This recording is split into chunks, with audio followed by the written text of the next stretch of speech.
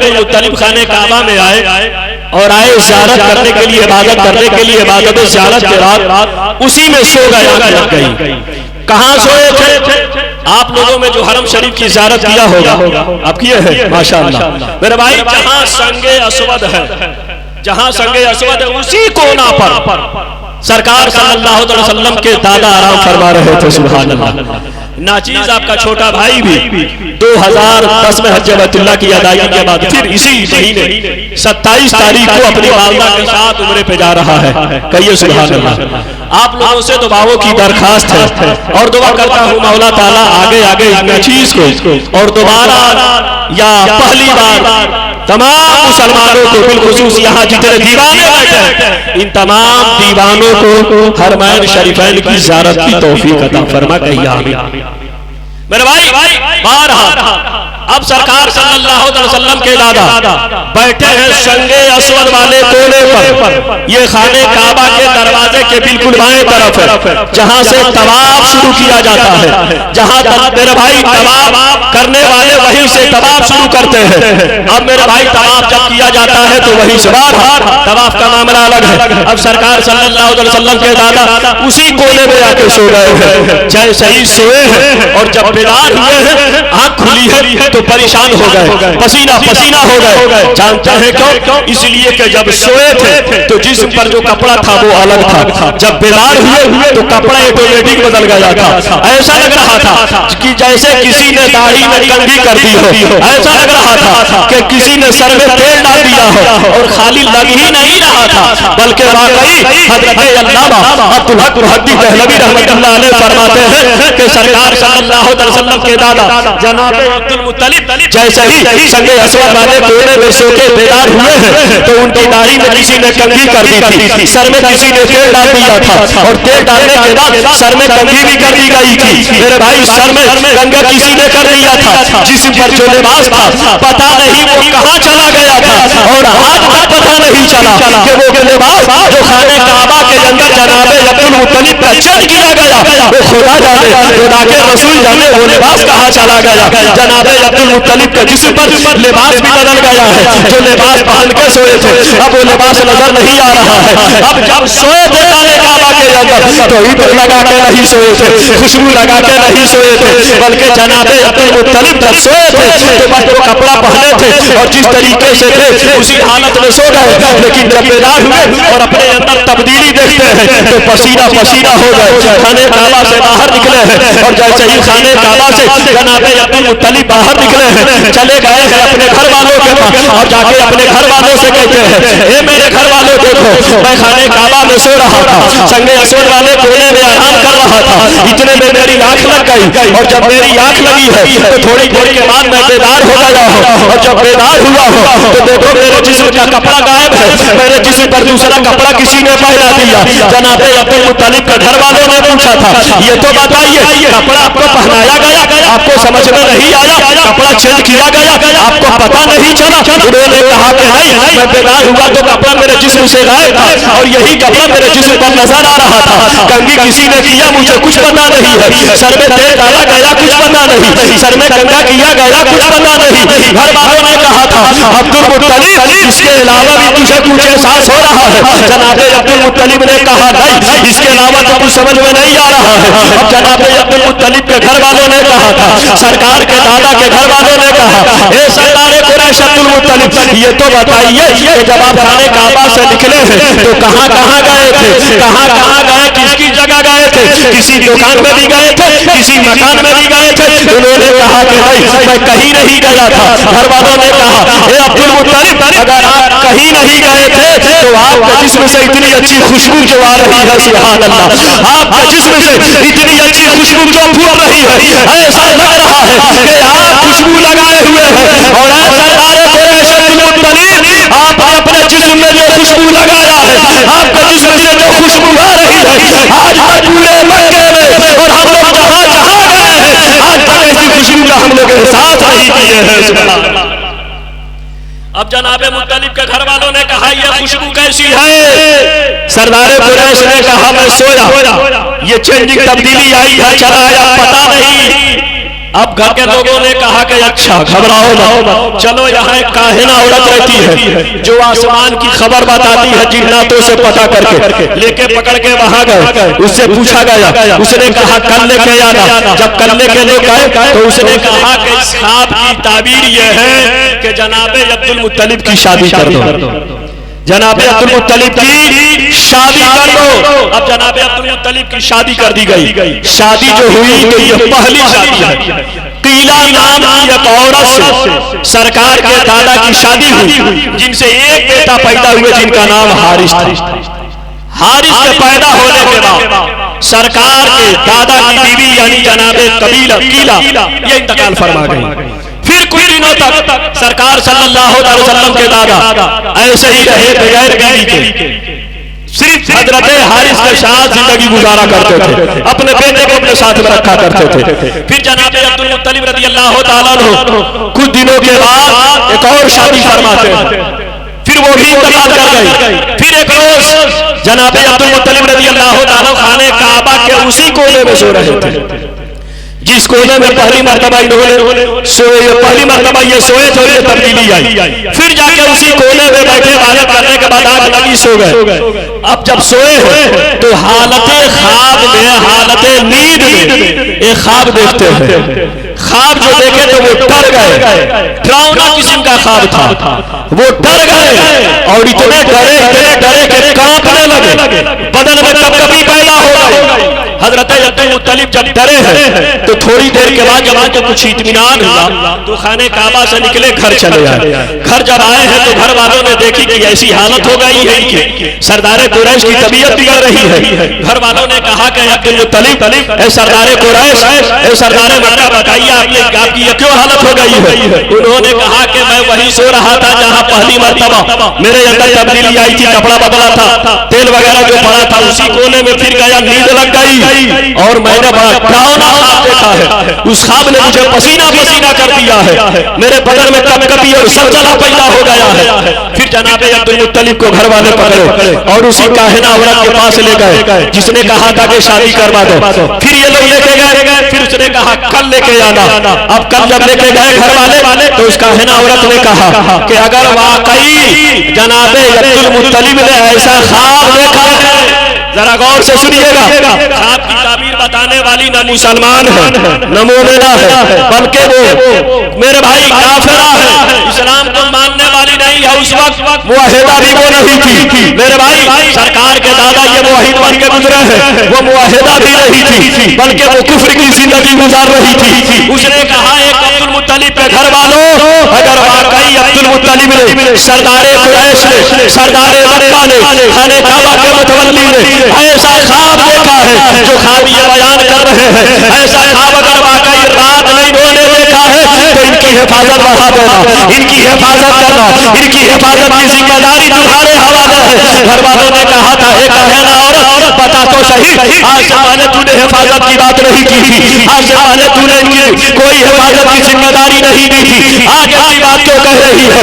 کہنا عورت نے کہا تھا اگر واقعی سردار قریش جناب عبد المطلب نے ایسا خواب دیکھا ہے تو یاد رکھنا ان قریب کے ذریعے سے اس دنیا کے اندر ایک بیٹا پیدا ہوگا، ایک لڑکا جنم لے گا جو نبی آخر الزماں ہوگا، خاتم پیغمبر ہوگا، امت کا غمخوار ہوگا، نبیوں کا سردار ہوگا، اور وہ بچہ جب دھرتی پر آئے گا تو کائنات میں ہر جگہ اسی کا چرچا ہوگا، اسی کا کلمہ پڑھتے لوگ نظر آئے گا۔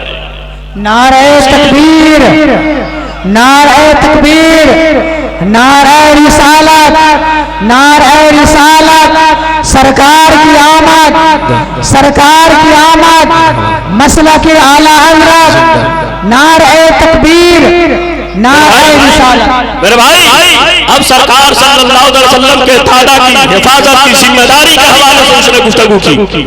اب گھر والے آئے اور گھر والے آنے کے بعد اب ان کی حفاظت کچھ بڑھا دی گئی، لیکن انہوں نے کہا ڈرو مت، مجھے کچھ نہیں ہوگا۔ اب سرکار صلی اللہ علیہ وسلم کے دادا کی تیسری شادی ہونے جا رہی ہے۔ جو تیسری شادی ہوئی تو تیسری بیوی کا نام تھا جناب فاطمہ۔ کیا نام تھا؟ فاطمہ، سرکار صلی اللہ علیہ وسلم کے دادی کا بھی نام فاطمہ، بیٹی کا بھی نام فاطمہ. میرے بھائی سرکار صلی اللہ علیہ وسلم کی دادی جناب فاطمہ، جب جناب فاطمہ سے جناب عبد المطلب کی شادی ہو گئی تو جناب عبد المطلب کو اللہ تعالیٰ نے کئی اولاد عطا فرمائی. اس سے پہلے جناب عبد المطلب رضی اللہ تعالیٰ نے گروزور خانے کعبہ کے گوشے میں سو رہے تھے کہ انہوں نے خواب دیکھا. کیا خواب دیکھا؟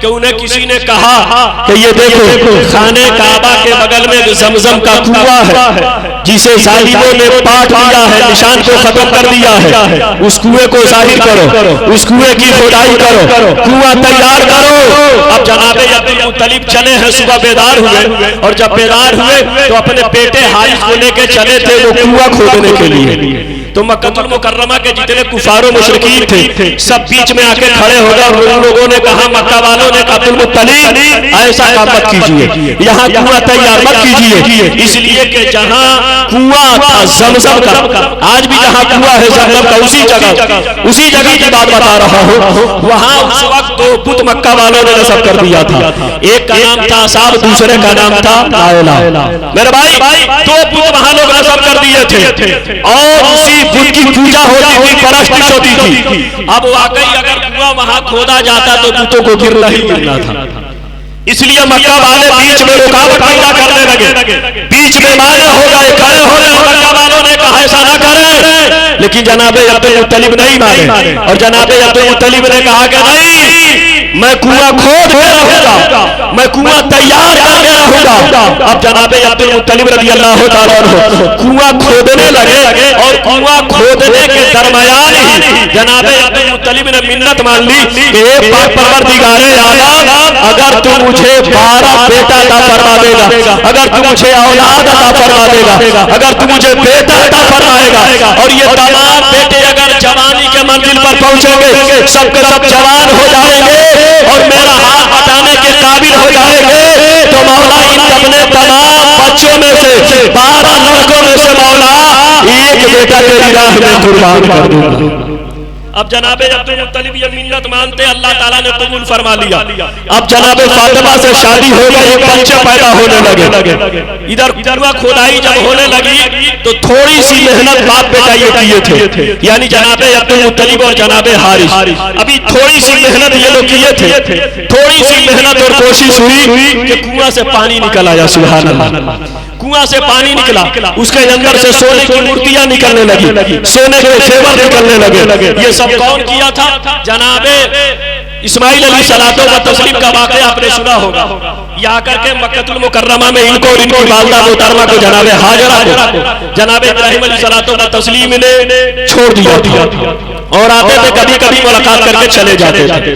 میرے بھائی اب یہ مکہ المکرمہ میں رہتے تھے اور انہی کی ایڑی برکت سے اللہ تعالیٰ نے زمزم عطا فرمایا تھا. اب کچھ دنوں کے بعد ایک قبیلہ یمن سے گیا تھا اور یمن سے جو قبیلہ جا رہا تھا وہ پانی تلاش کر رہا تھا. اسے پانی کوا کو دیکھ کر کے، چڑیوں کو دیکھ کر کے، پرندوں کو دیکھ کے سمجھ میں آیا کہ وہاں پانی ہے. اس قبیلے کا نام تھا قبیلہ جرہم. قبیلہ جرہم جو یمن سے چلا تھا، آنے کے بعد وہی زمزم کا پانی پایا اور اسی پانی کے بیچ میں آباد ہو گئے. جب حضرت اسماعیل صلوات و تسلیم جوان ہوئے تو قبیلہ جرہم میں جناب اسماعیل کی شادی ہو گئی. جب شادی ہوئی جناب اسماعیل کی قبیلہ جرہم تو بہت سی اولادیں پیدا ہوئی، کئی شادیاں ہوئی اور کئی اولادیں پیدا ہوئی. جب رشتہ داری ہو گئی، معاملہ یہاں تک پہنچا کہ جناب اسماعیل علیہ الصلوۃ والتسلیم کا انتقال فرمانے کے بعد، دنیا سے تشریف لے جانے کے بعد، ان کے بڑے بیٹے خانہ کعبہ کے متولی بنے، خانہ کعبہ کے سردار بنے، جرہم کے سردار بنے. پھر اس کے بعد کئی قسطوں تک ان کی اولاد سردار بنتی رہی. لیکن کچھ زمانے کے بعد کچھ ایسے ظالم لوگ، کچھ ایسے فاسق و فاجر لوگ وہاں پیدا ہو گئے جو لوگ قبیلہ جرہم سے لڑنے پہ اتر آ گئے. جب قبیلہ جرہم سے لڑنے پہ اتر آئے، جھگڑے کی نوبت آئی تو جناب اسماعیل علیہ الصلوۃ والتسلیم کی جتنی اولادیں تھیں، نسل بعد جتنی اولادیں اس وقت مکہ المکرمہ میں موجود تھی، سب کے سب مکے سے نکل کے باہر چلی گئی. اس لیے کہ نبی کی اولاد جھگڑا نہیں کرتی ہے، نبی کے گھر والے جھگڑا کرتے نہیں، جھگڑے کو ختم کرتے ہیں. سبحان اللہ. تمام لوگ چلے گئے. جب چلے گئے اور قرب و جوار والوں کو پتا چلا تو مکہ کے قرب و جوار والے مل کر کے اس ظالم و جابر پر حملہ کرنے کا ارادہ بنا لیا. جن لوگوں کی وجہ سے یہ لوگ مکہ چھوڑے تھے, لہذا مقابلہ ہوا اور اس وقت جو سردار تھا وہ بھاگا, اور جب بھاگنے لگا تو سوچا کہ خانہ کعبہ کے اندر سونے کی مورتی ہے, سونے کا زیور ہے, سونے کا ہتھیار ہے, اتنے قیمتی سامان ہے. وہ لایا اور لا کے زمزم کے کنویں میں پھینک دیا, اور زمزم کے کنویں میں پھینکنے کے بعد, زمزم کے کنویں میں ڈالنے کے بعد اوپر سے ریت ڈال دیا, مٹی ڈال دیا اور پاٹ دیا, برابر کر دیا. کہیں سے سمجھ میں نہیں آتا تھا کہ زمزم کا کنواں ہے, کسی کو پتہ نہیں چلتا تھا. اب اس وقت جو زمزم کا کنواں غائب ہوا تو بیچ میں کسی کو زمزم کا کنواں نہیں مل پایا تھا, اس وقت غائب ہوا. اب جناب عبد المطلب ظاہر کرنے چلے ہیں اللہ تبارک و تعالیٰ کا حکم پانے کے بعد. جب ظاہر کرنے لگے تھوڑی سی کھدائی کی, زمزم کا کنواں نکل آیا, اندر سے وہی مورتیاں, وہی ہتھیار, وہی زیور جو سونے وغیرہ کے تھے, یہ تمام چیزیں جب نکلی ہیں اور زمزم کا کنواں ظاہر ہو گیا تو جناب عبد المطلب کی جتنی عزت پہلے تھی اس سے ڈبل عزت ہونے لگی. جتنی تعظیم پہلے ہوتی تھی اس سے زیادہ تعظیم اب ہونے لگی, اس لیے کہ جس چیز سے لوگ روکتے تھے اور لوگوں کا یہ خیال تھا کہ ہر زمزم کا کنواں نہیں ہے, لیکن جب پانی نکل آیا تو سب کے دل میں ان کی عزت بیٹھ گئی, ان کا احترام ڈبل ہو گیا. سبحان اللہ. اب جناب عبد المطلب رضی اللہ تعالیٰ عنہ کی شادی ہوئی, بچے ہونے لگے. تمام بچے جب جوان ہو گئے تو اللہ تعالیٰ نے سب سے چھوٹا بیٹا جو ان کو عطا فرمایا تھا وہ سرکار کے والی جناب عبداللہ ہے. یہ جناب عبداللہ جناب عبد المطلب کے سب سے چھوٹے بیٹے ہیں. اور آپ کو پتا ہے کہ جو سب سے چھوٹا بیٹا ہوتا ہے وہ بڑا دلارا ہوتا ہے نا. آپ لوگ چھوٹے ہیں کہ بڑے ہیں؟ جی, جو چھوٹا ہوتا ہے وہ سب سے پیارا ہوتا ہے, وہ سب سے لاڈلا ہوتا ہے. اگر بڑا کا مجلا سجلا بدماشی کر دے تو ماں باپ برداشت نہیں کرتے, لیکن چھوٹکا کتنا ہوں کھچڑائی کرے چلے گا, جانے تو یار بابو ہے, جانے تو بابو ہے. چونکہ چھوٹا والا ماں باپ کی نظروں میں بھی اور بھائیوں کی نظروں میں بھی بڑا پیارا ہوتا ہے. اب سرکار صلی اللہ علیہ وسلم کے دادا جناب عبداللہ رضی اللہ تعالیٰ عنہ یہ سب سے چھوٹے تھے جناب عبد المطلب کے بیٹے. اب معاملہ یہاں تک پہنچا کہ سارے بچے جوان ہو گئے, جناب عبداللہ بھی جوان ہو گئے, سب سن بولوں کو پار کر گئے, سن بولوں کو پہنچ گئے, سب بالغ عاقل ہو گئے. اب ایک روز جناب عبد المطلب اسی خانہ کعبہ میں سو رہے تھے کہ خواب نظر آیا, اور خواب میں اللہ تعالیٰ نے فرمایا عبد المطلب اپنا خواب تو پورا کر دو, اپنی منت تو پوری کر دو. تم جو منت مانے تھے, تم نے جو دعا کی تھی کہ یا اللہ میں زمزم کا کنواں تو کھود رہا ہوں, لیکن اے مولا اگر تو مجھے 12 بیٹا عطا فرمائے گا تو 12 میں سے ایک کو تیری بارگاہ میں قربان کر دوں گا. اے عبد المطلب کافی عرصہ ہو گیا, ابھی تک تو نے اپنی منت کو پوری نہیں کیا ہے. اے عبد المطلب تیری دعا قبول ہو گئی تھی, اب اپنا ایک بیٹا میرے راستے میں قربان کر دے, اب اپنے ایک بیٹے کی قربانی پیش کر دے. اب جناب عبد المطلب رضی اللہ تعالیٰ عنہ چونکہ کافی دیری ہو گئی تھی اور یہ بھول گئے تھے, اس وجہ سے ان کو تھوڑی سی پریشانی معلوم ہوئی, دل پہ تھوڑا شاک گزرا. لہذا انہوں نے اپنے تمام بچوں کو بلایا, اور تمام بچوں کو بلانے کے بعد ارشاد فرماتے ہیں اے میرے بچوں سنو, جب میں خانے جب یہ زمزم کا کنواں میں کھود رہا تھا اس وقت میں نے یہ رب سے دعا مانگی تھی, تو اللہ تعالیٰ نے میری دعا کو قبول فرما لیا تھا اور مجھ کو اتنا بیٹا عطا فرمایا. میں نے محنت مانی تھی, اب بتاؤ تم میں سے میں کس کی قربانی کروں, کس کو راہ خدا میں ذبح کر دو, کس کو راہ خدا میں لٹا کے چھڑی چلا دو. تمام بچوں نے بیک زبان ہو کے کہا تھا اے بابا, اے والد محترم جناب عبد المطلب, ہم سب کے سب راہ خدا میں کٹنے کو تیار ہیں, راہ خدا میں گردن کٹانے کو تیار ہیں. اے بابا, جس کی منت جس کی قربانی رب تعالیٰ پسند کرتا ہے آپ اسے قربان کر دے, یا جسے آپ چاہتے ہیں اسے لٹا کے قربان کر دے, ہمیں کوئی اعتراض نہیں کرے گا. جناب عبد المطلب نے کہا ایسے نہیں ہوگا, بلکہ تمام کے بیچ میں قرآن بازی کی جائے گی, قرآن ڈالا جائے گا, جسے ہم اور آپ اپنی زبان میں کوٹی کہتے ہیں, یعنی کوٹی ڈالی جائے گی, قرآن ڈالا جائے گا, قرآن بازی کی جائے گی, جس کے حصے میں قرآن نکل جائے گا اس کی قربانی کر دوں گا. اب قرآن ڈالا گیا, جب قرآن بازی کی گئی تو جناب عبداللہ رضی اللہ تعالیٰ عنہ جو سرکار کے والد محترم تھے ان کے حصے میں وہ قرآن نکل گیا, ان کے حصے میں قربانی کا معاملہ آیا. اب ان کے سپرد قربانی کا معاملہ جب آیا ہے تو جناب عبد المطلب رضی اللہ تعالیٰ عنہ ایک نظر آسمان کی طرف دیکھتے تھے تھے کہ میری محنت پوری ہو گئی ہے، صبر تو کرنی پڑے گی، اور ایک نظر جناب عبداللہ کو دیکھتے تھے، اور جناب عبداللہ 3 وجہوں سے بڑے پیارے تھے۔ ایک وجہ تو یہ تھی کہ جناب عبداللہ سب سے چھوٹے تھے، دوسری وجہ تو یہ تھی کہ جناب عبداللہ بہت بڑے پہلوان تھے، تیر انداز تھے، نیزہ چلانا جانتے تھے، بھالا چلانا جانتے تھے، میدان جنگ میں لڑنا جانتے تھے، تلوار بہت اچھا چلانا جانتے تھے۔ یا جناب عبداللہ یہ بہت بڑے پہلوان اور جنگجو تھے، اس لیے ابھی اپنے والد کی نظر میں محبوب تھے، اور سب سے بڑی وجہ یہ تھی کہ جناب عبداللہ کی پیشانی میں نور محمدی چمک رہا تھا۔ 3 وجہوں سے یہ اپنے والد محترم کی نظروں میں بہت محبوب تھے۔ اب جناب عبدالمطلب نے کہا کہ میرے چھوٹے بیٹے کے حصے میں نکل آیا کوڑا، کوئی بات نہیں، تھوڑے سے دل پہ پتھر رکھے اور برداشت کی، اور برداشت کرنے کے بعد چھری لیے، رسی لیے، اور اپنے بیٹے عبداللہ کا ہاتھ پکڑتے ہیں اور لے کے پہنچے ہیں زمزم کے کنواں کے پاس۔ چونکہ اس زمانے میں جو لوگ فدیہ دیا کرتے تھے یا جو لوگ قربانی دیا کرتے تھے، اور اس زمانے میں جو ان کے قربانگاہ تھے وہ وہی تھے جہاں زمزم کا کنواں تھا، خانہ کعبہ کے پاس وہی۔ میرے بھائی وہی لے کر کے پہنچے جناب عبداللہ کو، اور یہ بھی ذہن میں رکھیے گا کہ جناب عبداللہ رضی اللہ تعالیٰ عنہ صرف اپنے والد کے نظر میں محبوب نہیں تھے، پورا مکہ ان سے پیار کرتا تھا، سبحان اللہ، پورا مکہ ان کو محبت کی نظروں سے دیکھا کرتا تھا، پورا مکہ ان کو محبت کی نظروں سے دیکھا کرتا تھا، پیار سے دیکھا کرتا تھا۔ اب سردار قریش عبدالمطلب رضی اللہ تعالیٰ عنہ کہ جب انہوں نے مشورہ کیا اور اپنے بیٹے کو لے کر کے پہنچے قربانگاہ، جب قربانگاہ میں پہنچے ہیں تو مکہ المکرمہ اور قریش کے بڑے بڑے سردار آئے، مکہ کے بڑے بڑے سردار آئے، بڑے بڑے رؤسا آ گئے، اور جناب عبدالمطلب کے ہاتھ سے جناب عبداللہ کو چھین لیا گیا، اور لوگوں نے کہا عبدالمطلب اے سردار قریش یہ کیا کرنے جا رہے ہیں، یہ آپ کیا کر رہے ہیں، آپ کی طبیعت تو ٹھیک ہے نا، آپ کا دماغ تو ٹھیک ہے نا، اتنا خوبصورت نوجوان آپ قتل کرنے کے لیے لے جا رہے ہیں، اتنا حسین و جمیل نوجوان آپ اسے ذبح کرنے لے جا رہے ہیں، اتنا اچھا فوجی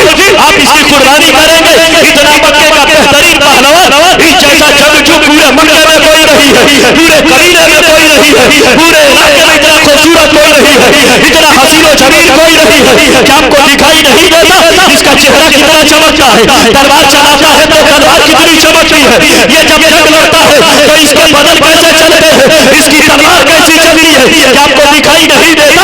آج کوئی پہلوان جناب عبداللہ کو پکڑ نہیں پایا ہے، ان سے کوئی فتح نہیں حاصل کر پایا ہے۔ جناب عبداللہ جس جنگ میں ہمارے ساتھ ہوتے ہیں ہمیں کامیابی مل جایا کرتی ہے۔ اے سردار قریش کہ آپ کو یہ پتا نہیں ہے، جناب عبدالمطلب نے کہا تھا، سردار قریش نے کہا تھا ہمارے ساتھ مجبوری ہے، ہم نے ایسی ایسی دعا کی تھی، اللہ نے منت کو پورا کر دیا ہے، دعا کو قبول فرما لیا ہے، اب ہمارے ساتھ مجبوری ہے، ہم اس کی قربانی ضرور کریں گے، ہم اس کو ذبح ضرور کریں گے۔ قریش والوں نے کہا تھا چلو کاہنہ عورت کے پاس لے کے چلتے ہیں، جس نے تمہارے خواب کی تعبیر بتائی تھی وہی اس کا کچھ حل نکالے گی۔ اب لوگ لے کے چلے ہیں، جناب عبداللہ کا ہاتھ پکڑا گیا، جناب عبدالمطلب کا ہاتھ پکڑا گیا، اور جناب عبدالمطلب اور جناب عبداللہ رضی اللہ تعالیٰ عنہما کو لے کر کے کاہنہ عورت کے پاس پہنچا گیا۔ کاہنہ عورت سے کہا گیا یہ دیکھو ایسا ایسا معاملہ ہمارے ساتھ پیش آ گیا ہے، اس کا کوئی حل ہے تو بتاؤ، اس کا کوئی مسئلہ ہے تو بتاؤ، اس کی کوئی دوسری نوبت ہے تو بتاؤ، کوئی دوسرا طریقہ ہے تو بتاؤ۔ اس نے کہا تھا، کاہنہ عورت نے کہا تھا اے سردار قریش عبدالمطلب، اے قریش والو، اے مکہ والو، یہ تو بتاؤ تمہارے یہاں مکے کی سرزمین پر قریش کے اندر اگر کسی کا فدیہ دیا جاتا ہے، مثال کے طور پر ایک انسان کو کسی نے قتل کر دیا، اگر اس کے جان کا فدیہ دینا ہے تو کتنے جان دینے کی ضرورت پڑتی ہے؟ لوگوں نے کہا تھا 10 جانوروں کی قربانی ہم پیش کرتے ہیں، ایک جان کا بدلہ 10 جان دینے ہمارے یہاں فدیہ ہے۔ کاہنہ عورت نے کہا تھا اسے لے کے چلے جاؤ، 10 ایک طرف جانور کھڑا کرو، جناب عبداللہ کو ایک طرف کھڑا کرو اور کوڑا ڈالو، اگر جانوروں کے حصے میں نعرہ تکبیر، نعرہ تکبیر، نعرہ رسالت، نعرہ رسالت، جشن عید میلاد النبی، حضرت علامہ ارشاد صاحب پورا، حضرت علامہ ارشاد صاحب پورا، نعرہ تکبیر۔ میرے بھائی جن کا انتظار تھا وہ ممبر رسول پہ تشریف لا چکے ہیں، اس لیے میں اپنا بیان سمیٹ دوں گا۔ میرے بھائی بس آخری بات سن لیں، جناب عبد المطلب لے کے واپس آئے اور آنے کے بعد ایک طرف 10 جانوروں کو کھڑا کیا گیا اور دوسری طرف جناب عبداللہ کو کھڑا کیا گیا، کوڑا ڈالا گیا۔ جب کوڑا ڈالا گیا تو پھر کوڑا جناب عبداللہ کے حصے میں، پھر 10 کے بجائے 20 جانور کیے گئے، کوڑا ڈالا گیا عبداللہ کے حصے میں۔ اس طریقے سے کرتے کرتے 100 جانور ہو گئے۔ جب 100 جانور ہو گئے ادھر، تب کوڑا ڈالا گیا تو کوڑا اب جناب عبداللہ کے حصے میں نہیں، جانوروں کے حصے میں نکل آیا۔ جب 100 جانور ہو گئے تو جناب عبد المطلب کو ابھی بھی اطمینان نہیں ہوا، ابھی بھی ان کو اطمینان نہیں ہوا۔ انہوں نے کہا کہ نہیں، ایک مرتبہ اور کوڑا ڈالا جائے، ایک مرتبہ اور کوڑا اندازی کی جائے۔ اب 100 کے بجائے 200 اونٹ کیے گئے، 200 جانور کیے گئے۔ جب 200 اونٹ اکٹھے کیے گئے اور پھر کوڑا ڈالا گیا تو جناب عبداللہ کے بجائے یہ اونٹوں اور جانوروں کے حصے میں کوڑا نکلا ہے۔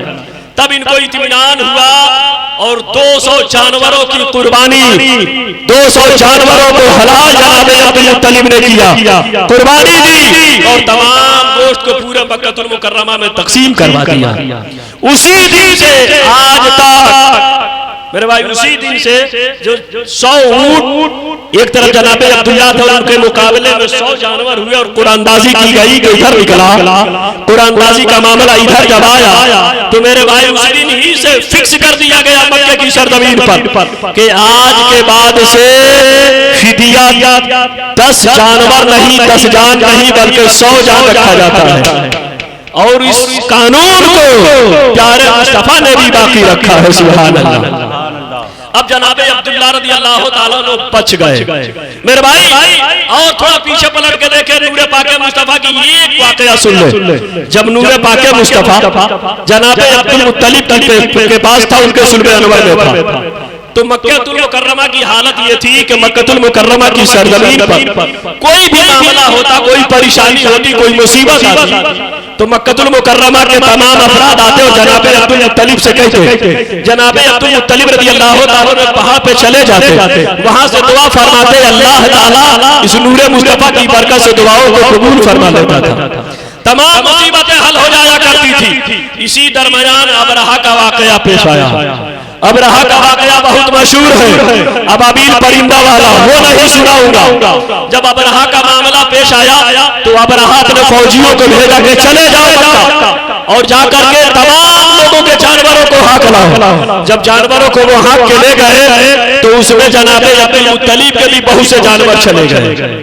جب ان کے بھی جانور چلے گئے اور جناب عبد المطلب کو پتا چلا تو جناب عبد المطلب کی پیشانی پہ پسینہ نہیں آیا، پیر نہیں ڈگمگایا، قدم لغزش نہیں کھائے، پریشان نہیں ہوئے، مصیبت میں نہیں پڑے، بلکہ اپنے مکہ کے سرداروں سے کہتے ہیں، سر مکہ والوں، اے قریشیوں میرے پیچھے پیچھے چلو، یثرب پہاڑ پورے قبیلے کو لے کر کے پہنچے ہیں پہاڑ پر، اور پہاڑ پر پہنچنے کے بعد اپنا چہرہ خانہ کعبہ کی جانب متوجہ فرماتے ہیں، اور خانہ کعبہ کی جانب متوجہ فرمانے کے بعد دونوں ہاتھ کو ہوا میں اٹھا دیتے ہیں، عرض کرتے ہیں، اے پاک پروردگار عالم، جو میری پیشانی میں نور مصطفیٰ چمکتا ہے، جو میرے سلب انور میں نور مصطفیٰ ہے، جس کی وجہ سے نور مجھے متبرک کیا ہے، بابرکت کیا ہے، فیضیاب کیا ہے، جس کی وجہ سے میں خانہ کعبہ کا سردار بنا، جس کی وجہ سے خانہ کعبہ کی چابی مجھے ملی، سردار قریش میں بنا، سردار مکہ میں بنا۔ اے پروردگار عالم، اسی نور کے وسیلے سے آج میں تجھ سے دعا کر رہا ہوں کہ مولا یہ خانہ کعبہ تیرا گھر ہے، میرے اندر اتنی طاقت نہیں ہے، میرے اندر اتنا پاور نہیں ہے، میرے اندر اتنی صلاحیت نہیں ہے کہ میں ابرہہ کے فوج سے مقابلہ کر سکوں، ابرہہ کے فوجیوں سے میں لڑ سکوں۔ اے پروردگار عالم، یہ تیرا گھر ہے، تو اس کی حفاظت فرمانا، تو اس کی حفاظت فرمانا۔ ابھی پروردگار عالم کے حبیب صلی اللہ علیہ وسلم کے نور مصطفیٰ یعنی پیارے مصطفیٰ کے نور کے توسل سے جناب عبد المطلب ابھی دعا مانگ ہی رہے تھے کہ جناب عبد المطلب کے پیشانی سے نور چمکا، اور جب پیشانی سے نور نکلا ہے تو یہ نور کی روشنی خانہ کعبہ کے چھت پر پڑی ہے، خانہ کعبہ کی دیوار پر پڑی ہے، اور جناب عبد المطلب मुत्तलिब की पेशानी से जो नूर निकल के खाने काबा पे पहुंचा था, खाने काबा की दीवार पे पहुंचा था, तो इस रोशनी की बरकत से खाने काबा इतना चमका, इतना चमका, इतना चमका कि खाने काबा की छत नजर आने लगी, दीवार चमकने लगे, अंदर तक चमकने लगा खाने काबा। जब खाने काबा चमकने लगा तो जनाबे अब्दुल मुत्तलिब ने अपने दोनों हाथों को चेहरे पे फेर लिया और फरमाते हैं कुरैशियों घर चले जाओ, मक्का वालों घर चले जाओ, जाओ खाने काबा भी बच गया है, मक्का मुकर्रमा भी बच गया है। मक्का वालों ने कहा था, कुरैशियों ने कहा था, हे जनाबे अब्दुल मुत्तलिब, हे सरदारे कुरैश, हे सरदारे मक्का, हे खाने काबा के मुतवल्ली, बात समझ में नहीं आ रही है। हम जंगों के लिए नहीं गए, हम हथियार नहीं उठाए, हम मैदान जंग में नहीं उतरे, हम घोड़सवारी नहीं किए, आखिर खाने काबा बच कैसे गया, मक्का बच कैसे गया। जनाबे अब्दुल मुत्तलिब ने कहा था, हे मेरे इस्लामी भाइयों, जनाबे अब्दुल मुत्तलिब का जवाब सुनिएगा, बचने जाइएगा। जनाबे अब्दुल मुत्तलिब ने कहा था, हे मक्का वालों, तुमने देखा है कि मेरी पेशानी से भी नूर निकला है, खाने काबा को चमकाया है। हे मक्का वालों, मेरी पेशानी से नूर जब भी निकलता है, खाने काबा चमकता है, तो ये नूर जब चमकता है तो मैं भी कामयाब हो जाता हूँ, खाने काबा भी बच जाता है। और जिस चीज के लिए मैं दुआ करता हूँ, अल्लाह ताला मेरी दुआओं को कबूल फरमा लिया करता है। सुभान अल्लाह, सुभान अल्लाह। ए मेरे मक्का वालों, लिहाजा इस नूर के चमकने बता दिया कि जाओ, पूरा मक्का भी बच गया, खाने काबा भी बच गया। सुभान अल्लाह। अब जनाबे अब्दुल मुत्तलिब चले कहाँ? अबरहा के पास। तो अबरहा के पास एक हाथी था। मेरा टाइम करीब शायद हो गया, चूंकि जो टाइम मिला आगे बढ़ेंगे तो फिर सदरे जलसा हो सकता है कि लाठी लेके दौड़ा दे तो बहुत दूर जाना है। और वैसे भी हम तो ड्राइवर आदमी हैं, हजरत लोगों को लेकर के आए हैं, मेरा काम है ड्राइवरी करना, इसलिए मैंने कहा कि हजरत ड्राइवर को पहले बुलवा दीजिए, बाद में हमारे बड़े बड़े उलमाए कराम, हमारी जमात के मैनाज, मुकर्रिर, मुफक्किर, ये तमाम मेंबर रसूल का तशरीफ फरमा, इनका खिताब होगा। जब तक हम खा पी के थोड़ा सा पचा लेंगे। दुरूद पाक अल्लाहु रब्बु मुहम्मद सल्लल्लाहु अलैहि वसल्लम, नहनु इबादु मुहम्मद सल्लल्लाहु अलैहि वसल्लम। सफेद हाथी देखे हैं? नहीं देखे हैं, मैं भी नहीं देखा हूं, लेकिन पढ़ा हूं। कहां था? अबरहा लेके आया था। किस लिए आया था? खाने काबा को उठाने के लिए आया था। और उस हाथी पर कोई सवार भी नहीं होता था। उस हाथी की बड़ी इज्जत होती थी, बड़ी ताज़ीम लोग करते थे, बड़ी इज्जत से उस हाथी को देखा जाता था। अबरहा लेके आया था, सफेद रंग का हाथी था। वैसे और भी बहुत हाथी, घोड़े, ऊंट सब लेके आया था, लेकिन वो सफेद रंग का हाथी जब चला था तो अबरहा आया। और आने के बाद मेरे भाई एक जगह है वो जहाँ कुर्बानी की जाती है, हुज्जाज कराम जहाँ कुर्बानी करते हैं, मेना की सरजमीन पर, उसी की सरजमीन में मेरे भाई जगह आज भी मौजूद है जहाँ अबरहा की फौज पर आफत नाजिल हुई थी। वहाँ जो लोग हज बैतुल्लाह के लिए जाते हैं, नाचीज भी जब गया था तो अपनी बातों से देखा, वहाँ कुछ पुलिस वाले खड़े रहते हैं, किसी को रुकना नहीं दिया जाता। वहाँ पुलिस वाले भगाते रहते हैं, आगे बढ़ो आगे बढ़ो। क्यों? इसलिए कि यहाँ अल्लाह ताला ने आफत को नाजिल फरमाया था, अज़ाब नाजिल हुआ था अबरहा पर। बारहा अबरहा वहीं पर एक सफेद हाथी लेके आया था। अब सफेद हाथी पे उसे बड़ा नाज था, बड़ा गुरूर था, बड़ा घमंड था, बड़ा भरोसा था कि ये मेरा सफेद रंग का हाथी अकेला ही खाने काबा को ढा देगा, सारे मक्का वालों का मुकाबला ये कर लेगा। और बड़ा जबरदस्त हाथी था। वैसा हाथी पूरे इलाके में नहीं था, पूरे मक्के में नहीं था, पूरे उस फौज में वैसा हाथी नहीं था। इतना जबरदस्त किस्म का वो हाथी था मेरे भाई, देख के उस हाथी को लोग डर जाया करते थे। इतना अजीब हाथी लेके आया था अबरहा, लेकिन वो हाथी का कमाल देखे। वो अबरहा जब लेके आया सफेद रंग का हाथी, तो हाथी को लाया है, ला करके बांध दिया गया और वो ला करके वहां रखा गया है सफेद रंग का हाथी। इधर से जनाबे अब्दुल मुत्तलिब निकले हैं मक्का मुकर्रमा की सरजमीन से, हुदूद मक्का से निकले, बाहर निकले और चले गए। जब चलने लगे तो जनाबे अब्दुल मुत्तलिब की नजर हाथी पर पड़ी और हाथी की नजर जनाबे अब्दुल मुत्तलिब पर पड़ी है। सुभान अल्लाह। जब हाथी ने जनाबे अब्दुल मुत्तलिब को देखा है तो हाथी झूमने लगा। जब हाथी झूमने लगा है तो खुशी से झूम रहा था या गंभीर होकर झूम रहा था, अभी आपको पता चल जाएगा। अब जनाबे अब्दुल मुत्तलिब को देखा और हाथी झूमने लगा। जब हाथी झूमने लगा तो अबरहा के फौजियों ने देखा, अबरहा के फौज के कमांडरों ने देखा, उनके सिपा सालार ने देखा। सिपा सालारों ने कहा था, कमांडरों ने कहा था, हे अबरहा वो देखो अब्दुल मुत्तलिब आ रहे हैं। और उनको देख के ये हाथी झूम रहा है। अब रहा ने कहा इसकी रस्सी खोल दो, हाथी की रस्सी खोल दी गई। जब हाथी की रस्सी खोली गई तो अब रहा का आया हुआ वो हाथी, वो सफेद रंग का हाथी, वो सफेद कलर का हाथी झूमने लगा। दाएं झूमा बाएं झूमा, आगे पीछे मस्ती में आया और मस्ती में आने के बाद कदम बढ़ा दिया।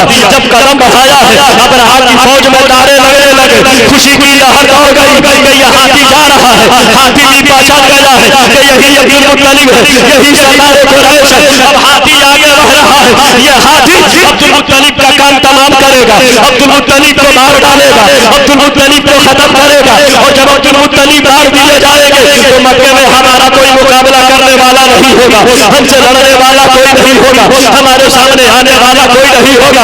इसलिए कि जब सरदार मारा जाएगा तो दूसरा हमारे सामने कैसे आएगा। जनाबे अब्दुल मुत्तलिब रज़ियल्लाहु ताला अन्हु के सामने बिल्कुल पेश पे चला है हाथी और सामने आमने सामने हाथी चल रहा है। इधर नारे लग रहे हैं, खुशी का इजहार किया जा रहा है, लेकिन वो सफेद रंग का हाथी चला है और जब आया है जनाबे अब्दुल मुत्तलिब के पास तो जनाबे अब्दुल मुत्तलिब से जब चल कदम दूर रह गया था तो जनाबे अब्दुल मुत्तलिब इत्मीनान से खड़े हो गए। जनाबे अब्दुल मुत्तलिब भी भागे नहीं, दौड़े नहीं, इधर उधर नहीं गए, बल्कि जहाँ थे वहीं इत्मीनान से खड़े हो गए। और जब जनाबे अब्दुल मुत्तलिब खड़े हो गए तो वो सफेद रंग का हाथी दौड़ने लगा है, जहाँ था वहीं से दौड़ा और दौड़ के आया है। जनाबे अब्दुल मुत्तलिब के कदमों पे गिरा है, अब्दुल मुत्तलिब के कदमों पे सर रखा और सर रखने के बाद एक हाथी ने ऐलान कर दिया है दुनिया वालों, अरे जिसकी पेशानी में नूर मुस्तफा हो, जिसके सिर अनवर में नूर मुस्तफा हो, न मैं उसे मिटा सकता हूं न उसके करदार को मिटा सकता हूं। सुभान अल्लाह सुभान अल्लाह। मक्का है दुनिया वालों, अरे ये अब्दुल मुत्तलिब है, अब्दुल मुत्तलिब, इनको मिटाना नामुमकिन है, इसलिए कि इनकी पेशानी में नूर मुस्तफा है। सुभान अल्लाह। इनके सुल्बे अनवर, इनके सुल्बे अनवर में मुश्ते अनवर में नूर मुस्तफा है, जो देखो पेशानी से चमक रहा है। इसलिए जब हाथी होकर के प्यारे मुस्तफा को समझ गया और ताज़ीम के लिए झुक गया। आज ये जालिम देवबंदी वहाबी बदअकीदा इंसान होकर नबी को न समझ सके, वो हाथी होकर समझ गया, ये इंसान होकर न समझ सके। तेरा खाए तेरे गुलामों से उलझे है मुनकर है मुनकर राजा खाने गुर्राने वाले मेरे भाई। इसलिए हाथी होकर के जब नबी की ताज़ीम के लिए झुक सकता है तो हम तो नबी के गुलाम हैं, हम नबी के सलाम पढ़ने के लिए खड़े क्यों नहीं हो सकते हैं। आज लोग कहते हैं ना खड़ा होकर सलाम पढ़ने की क्या जरूरत है। इमाम साहब पे सबसे ज्यादा एतराज होता है, इमाम साहब काहे खड़ा करवा देते हैं, काहे खड़ा करवा देते हैं, काहे खड़ा करवा देते हैं।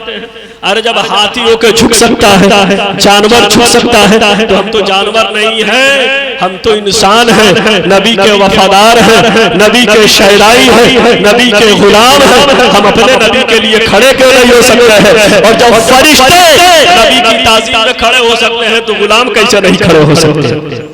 सरदारे मलाइका जब खड़े हो सकते हैं तो हम तो नहीं खड़े हो सकते हैं। जब फरिश्ते दरूद व सलाम पढ़ सकते हैं, सहाबा पढ़ सकते हैं, तो ये मेरे भाई इस्लामी भाइयों, हम तो कई दर्जों के बाद सरकार के गुलामों में शामिल हैं। हमारी तो कोई गिनती नहीं है, गुनाहों की वजह से इतने गुनाह और पाप है, हमारा हश्र क्या होगा। इसलिए कम से कम हम अपने नबी पे मोहब्बत से सलाम तो पढ़ा करें, दुरूद तो पढ़ा करें। मेरे भाई खुसूसियत के साथ इस महीने में खूब दुरूद की कसरत कीजिए, खूब दुरूद की कसरत कीजिए, खूब प्यारे मुस्तफा पे दुरूद व सलाम का तोहफा भेजिए। दुरूद व सलाम का तोहफा भेजने के साथ साथ अपने इमाम साहब की खिदमत भी कीजिए।